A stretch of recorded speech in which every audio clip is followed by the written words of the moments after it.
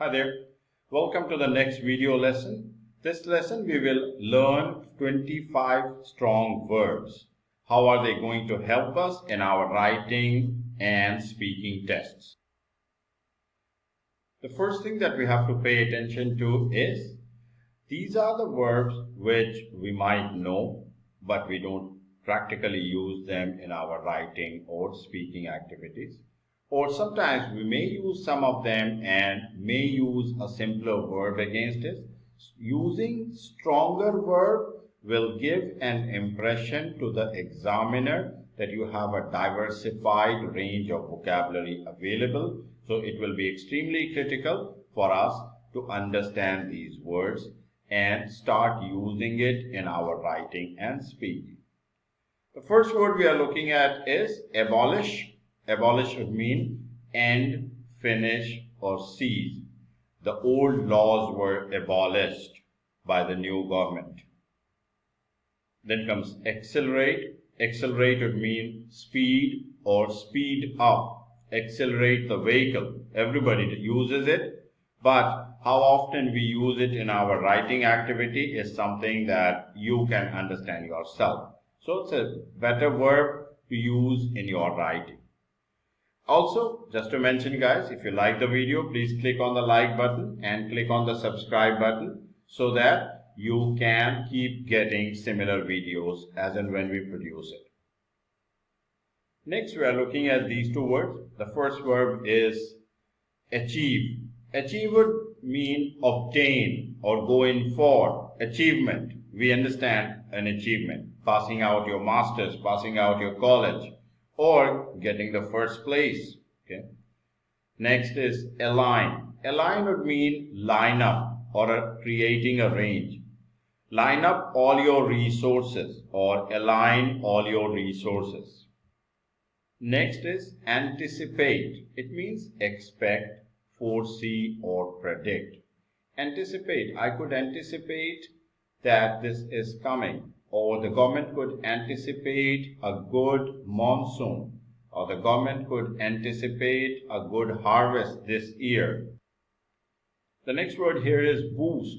Boost would mean raise or uplift, boost the morale, or boost the mood, something that is going to help us. Then comprehend. Comprehend means understand or grasp something in detail. So we could comprehend the lesson very well.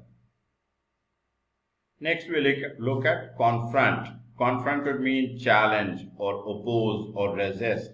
Now you see it very simple, easy to understand that rather than writing oppose or a challenge, we can replace it with a word called confront and let the examiner understand that, hey, listen, we have a better vocabulary range. Okay. Diffuse. Diffuse means deactivate or disable. The professor could diffuse the tension that was in the minds of the students. Next we look at deploy. Deploy means position or station or install. Generally used for armies. The army was deployed in the city, or the army was deployed in large numbers on the borders. Next, diagnose. Diagnose means identify or determine. When we go to see a doctor, the doctor diagnoses that we may be having a flu or any other thing. So that's identifying the challenge or the problem. The next is discover. Discover is a verb, and the meaning of this is locate or come across. While we were going through the list of colleges, we discovered this college which was offering a master's at a much lower rate. Then comes the next word, eliminate. Eliminate means remove or get rid of. Eliminate the problems. Eliminate the challenges. Now we see two interesting words here. Emphasize. Emphasize means stress or accentuate. Okay. Emphasize would mean you are giving stress on something. Emphasis. Emphasis means importance or prominence. So where do we use emphasize or where do we use emphasis? Okay. We were giving emphasis to the new task or the new course. Okay. The professor emphasized the value of taking a subject into our masters or completing the project in time. Next is evaluate. Evaluate means to judge something or to gauge or to get the details. So evaluation is done by all of us. Any new activity, any new task around. Explore. Explore means doing a survey or inquiring into. Yes, we all explore about our options, which colleges, which courses, which examinations, or even for jobs, which companies. The next word we are looking at is generate. Generate means produce or create. Generator, then there can be power generators.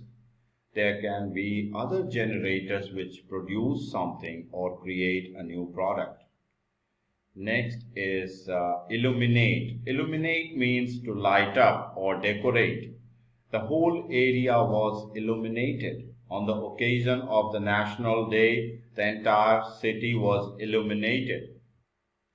Next word we are looking at is implement. Implement means put a decision or a plan into effect. Any decision which has been taken has to be implemented. And these are the better vocabularies, guys. I'm repeating myself. Learn it, start using it into your writing, start using it into your speaking. You are looking for a better score. Another very interesting and excellent vocabulary to be used. Innovative. Innovative is a verb and it would mean advanced and original or featuring a new method. He came up with some innovative ideas. My teacher suggested some innovative ways to tackle the problem. The next word we look at is inspire. Inspire means fill someone with an urge to do something creative. The teachers often inspire their students. The students may also get inspired by looking at fellow students.